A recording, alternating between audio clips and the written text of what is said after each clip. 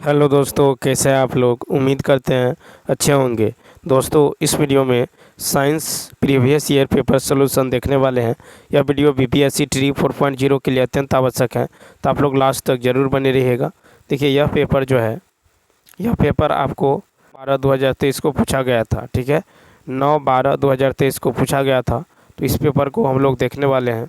आप लोग लास्ट तक ज़रूर बने रहिएगा। तो चलिए शुरू करते हैं। शुरू करने से पहले यदि आप नए हैं तो चैनल को सब्सक्राइब कर लीजिए और बेल आइकन को प्रेस कर दीजिए और एक बार वीडियो को शेयर कर दीजिए। तो चलिए शुरू करते हैं।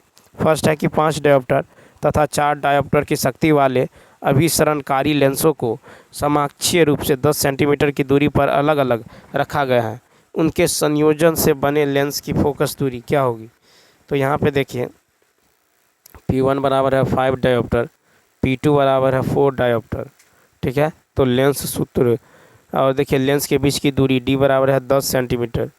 ठीक है, तो यहाँ पे D को 10/100 कर लेते हैं।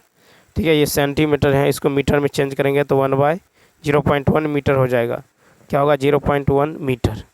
ठीक, 0.1 मीटर। तो कहता है उनके संयोजन से बने लेंस की फोकस दूरी। ठीक है, तो यहाँ पे देखिए P बराबर क्या होगा, कि यहाँ पे P बराबर हो जाएगा P1 + P2 - P1 × P2 × D। ठीक है, यानी ये हो जाएगा 5 + 4 - 5 × 4 -5 × 4 I × 0.1।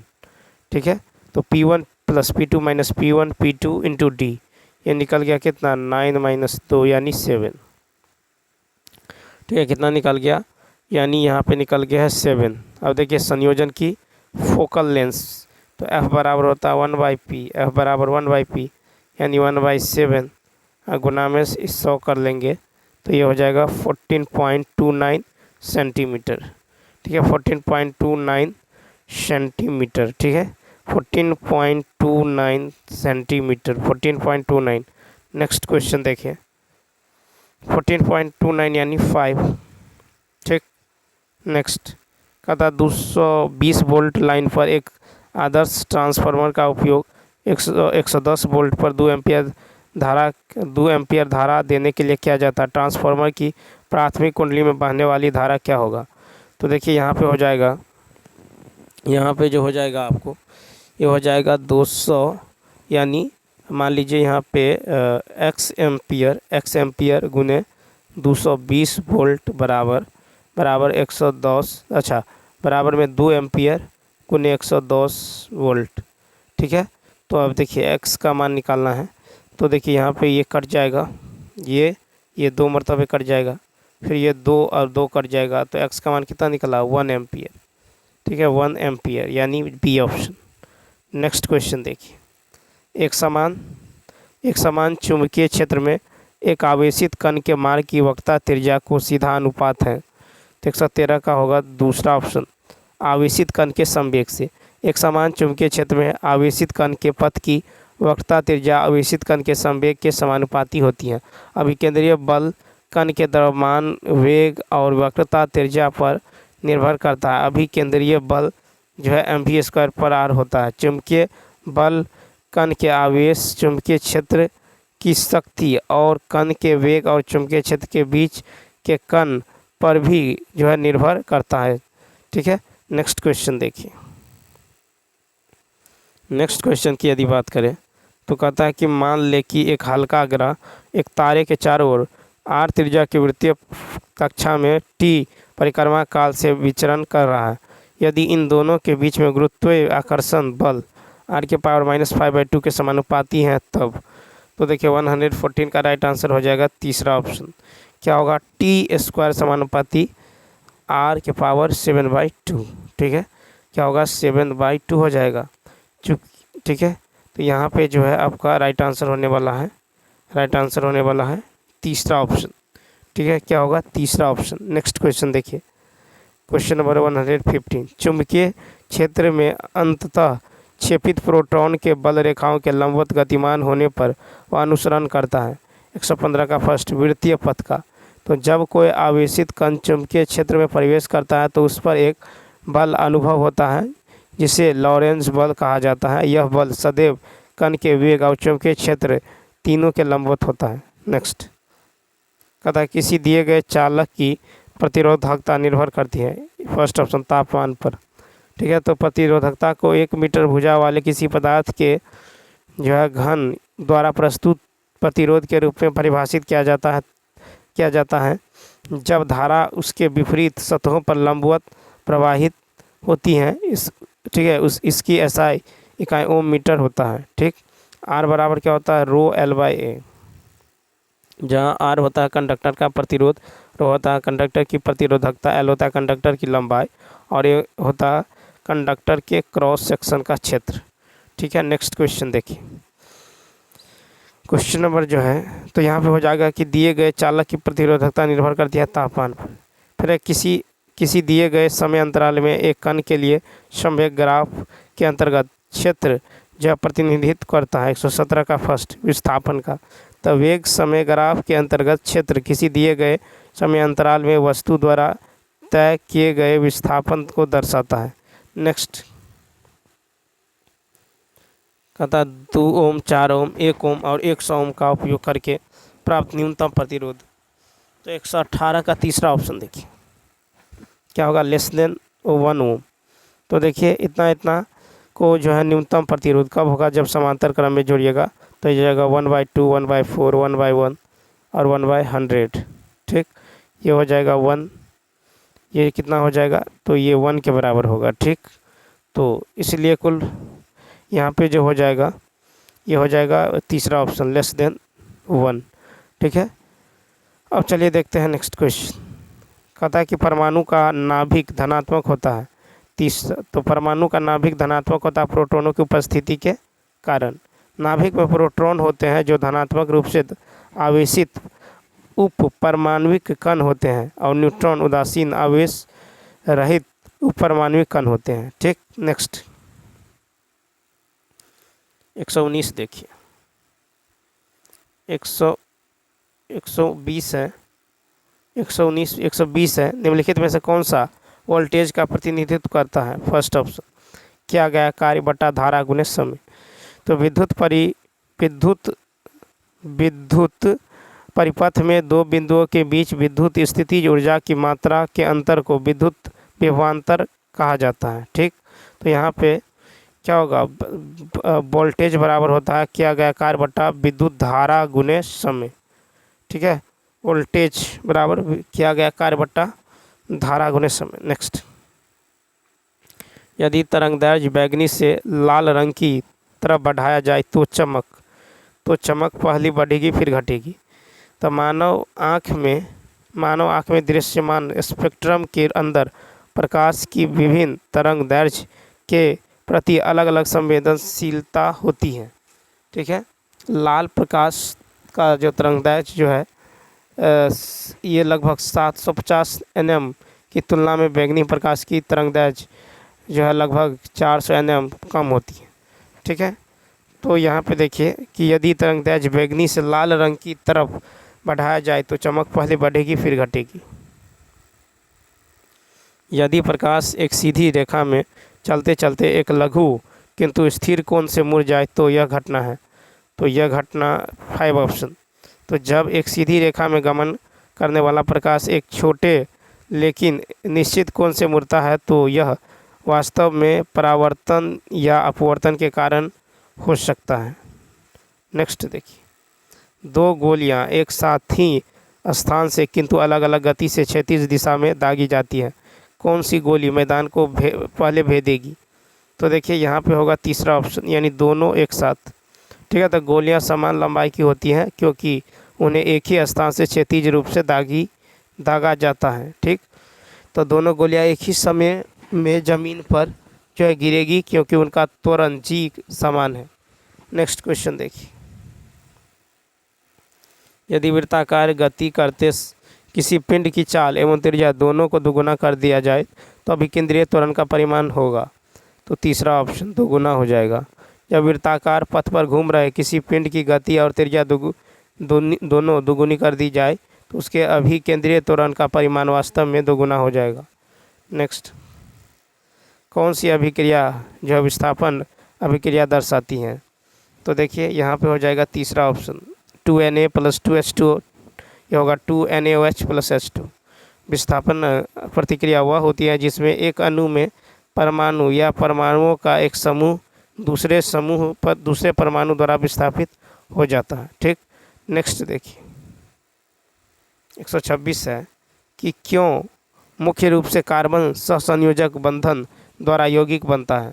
तो 126 का हो जाएगा चौथा ऑप्शन। तो देखिए कार्बन के सहसंयोजक बंधन बनाने का कारण मुख्य रूप से बंधन परमाणुओं के बीच इलेक्ट्रोनेगेटिविटी अंतर है। ठीक है, कार्बन के संदर्भ में इसके सबसे बाहरी कक्षा में 4 इलेक्ट्रॉन होते हैं और उत्कृष्ट गैस विन्यास प्राप्त करने के लिए 4 इलेक्ट्रॉनों से प्राप्त करने या देने की आवश्यकता होती है। यदि इसे इलेक्ट्रॉनों को प्राप्त करना या बोना होता है।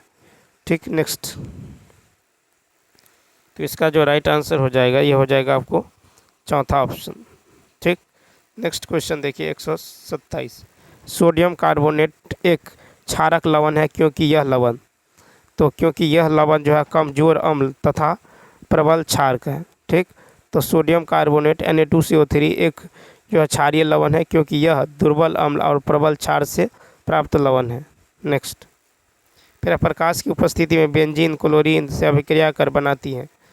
तो 128 का तीसरा बेंजीन हेक्साक्लोराइड। पराबैंगनी प्रकाश की उपस्थिति में गर्म बेंजीन भी क्लोरीन या ब्रोमीन के साथ एक अतिरिक्त प्रतिक्रिया से गुजरता है।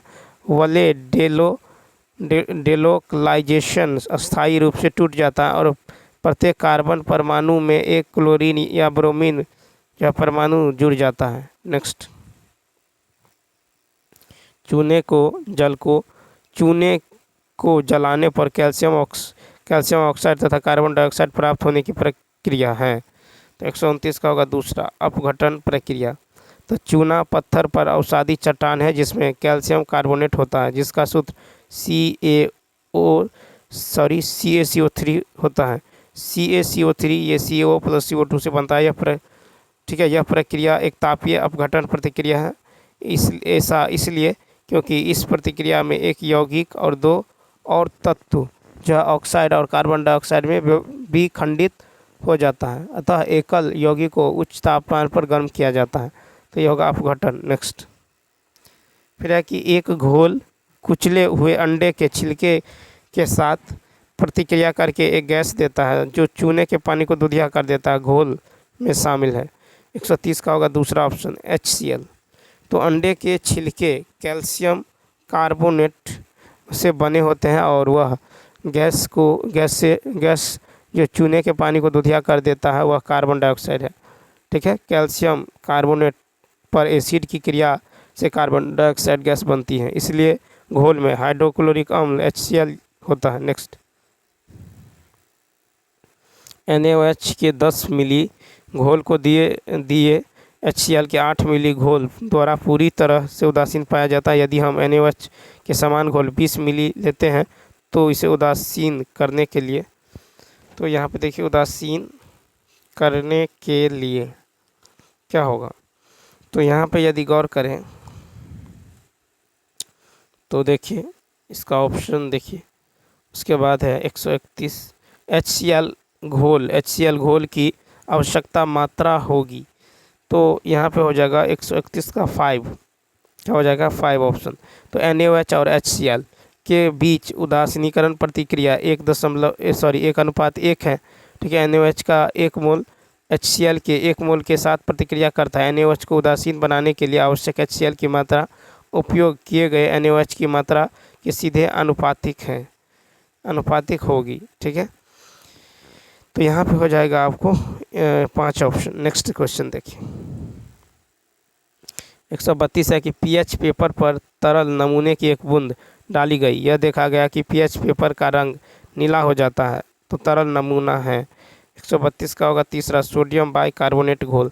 तो लिटमस घोल का उपयोग किसी पदार्थ की अम्लीय और क्षारीय विशेषता का पता लगाने के लिए किया जाता है। अम्लीय परिस्थिति में नीला लिटमस पेपर लाल हो जाता है, जबकि लाल लिटमस पेपर यानी क्षारीय स्थितियों में नीला हो जाता है। नेक्स्ट क्वेश्चन देखिए, टमाटर में कौन सा अम्ल पाया जाता है। दूसरा ऑप्शन ऑक्जेलिक अम्ल। तो देखिए टमाटर ऑक्जेलिक एसिड का एक उत्कृष्ट प्राकृतिक जो है स्रोत है, ठीक है। और देखिए पकने पर टमाटर में विटामिन बी की मात्रा कम हो जाती है जबकि ऑक्जेलिक एसिड की मात्रा बढ़ जाती है। नेक्स्ट क्वेश्चन देखिए, फिर Na2CO3 × 10S2 को क्या कहा जाता है? तो तीसरा ऑप्शन धोने का सोडा। तो सोडियम कार्बोनेट जिसे वॉशिंग सोडा भी कहा जाता है का सूत्र Na2CO3 × 10H2O होता है। वॉशिंग सोडा को साल्वे की प्रक्रिया के माध्यम से संश्लेषित किया जाता है। इसका उपयोग जल की अस्थायी और अस्थायी कठोरता को दूर करने के लिए किया जाता है। नेक्स्ट क्वेश्चन देखिए, पहला रसायन विज्ञान में पी की एक अर्थ है। तो देखिए 135 का होगा दूसरा लघु गुणकीय पैमाने पर अम्ल पृथक्करण स्थिरांक चिन्ह। नेक्स्ट क्वेश्चन देखिए, रंगहीन स्पीसीज है। तो तीसरा ऑप्शन Na3PO4। तो सोडियम ऑर्थावेनाटेड रासायनिक सूत्र Na3PO4 के साथ एक कार्बनिक यौगिक है, ठीक है। नेक्स्ट क्वेश्चन कहता कौन सी धातु जर्मन सिल्वर का हिस्सा है? 137 का 4 होगा। तो जर्मन सिल्वर तांबे, जस्ता और निकेल का एक मिश्र धातु है जिसमें कभी कभी सीसा और टीन भी होता है। नेक्स्ट देखिए 138 है कि कोल्बे की विद्युत अपघट्य विधि किस प्रकार लागू हो सकती है? तो 138 का हो जाएगा आपको 4 ऑप्शन। क्या होगा? 4 उपयुक्त में से एक से अधिक। तो कोल्बे की इलेक्ट्रोलाइटिक विधि इलेक्ट्रोलिसिस पर कार्बोक्सिलिक एसिड के पोटेशियम स्लेट के सोडियम का एक जलीय घोल एनोड पर कार्बन परमाणुओं की सम संख्या युक्त जो है एल्केन देता है, ठीक। नेक्स्ट, पत्ती की कोशिकाओं में प्रकाश संश्लेषण का मुख्य स्थान है। तो 139 का तीसरा ऑप्शन हरित लवक। तो जब प्रक्रिया जिसके द्वारा हरे पेड़ पौधे के प्रकाश की ऊर्जा क्लोरोफिल की उपस्थिति में का उपयोग करके कार्बन डाइऑक्साइड और जल से अपना भोजन बनाते हैं, प्रकाश संश्लेषण कहलाती, ठीक। नेक्स्ट क्वेश्चन देखिए 140 है।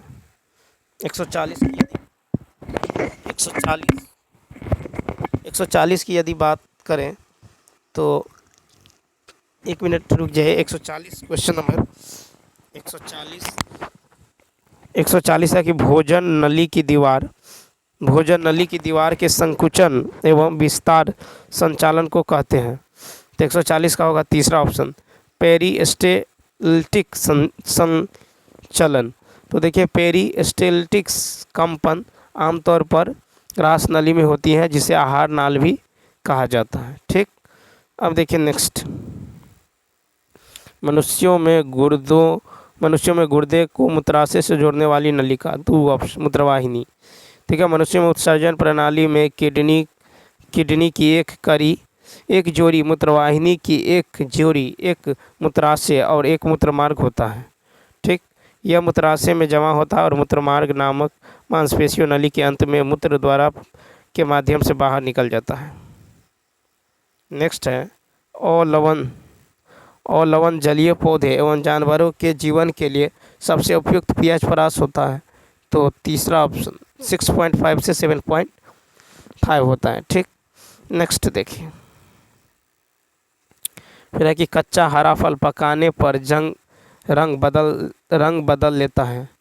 तो इसका जो राइट आंसर होगा तीसरा ऑप्शन क्रोमोप्लास्ट में बदल जाता है।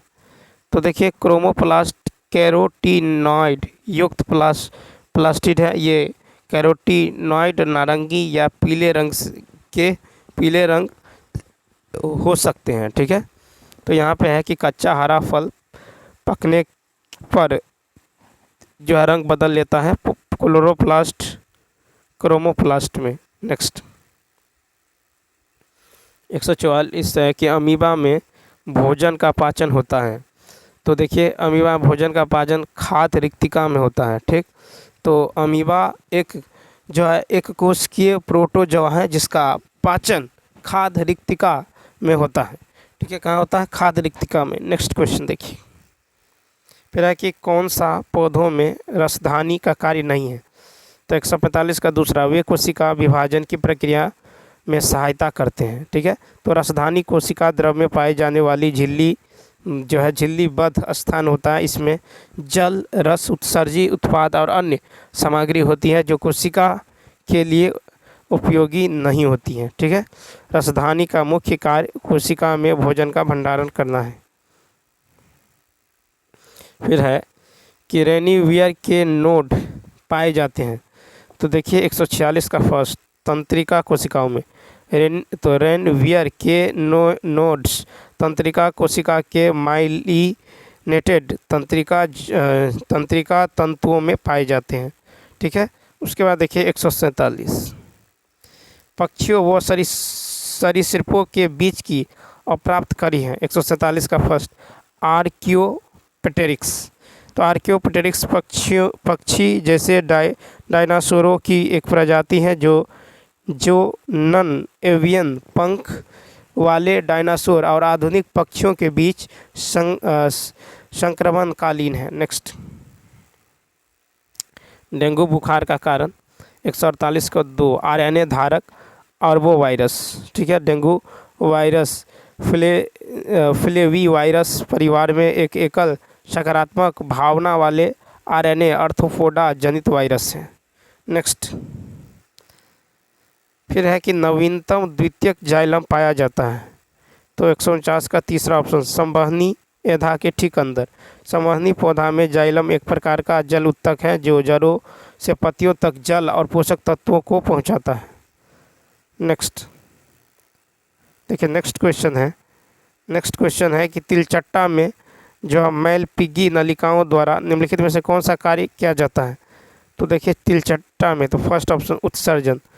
ठीक है, तो मैलपिगी नलिकाएं तिलचट्टे में मौजूद उत्सर्जन अंग है। यह मध्य आंत और पश्च आंत के जंक्शन पर स्थित है। ठीक है, मैलपिगी नलिकाओं की इस प्रणाली में शाखित नलिकाएं पाई जाती हैं और ये नलिकाएं कॉकरोच की आहार नाल से फैली होती हैं। ठीक है, तो चलिए दोस्तों, इस वीडियो में इतना ही। यदि यह वीडियो अच्छा लगा हो तो लाइक, शेयर और सब्सक्राइब करना ना भूलें। साथ ही साथ कमेंट करके बताइए यह वीडियो आपको कैसा लगा। तो चलिए मिलते हैं नेक्स्ट वीडियो में। Thanks for watching.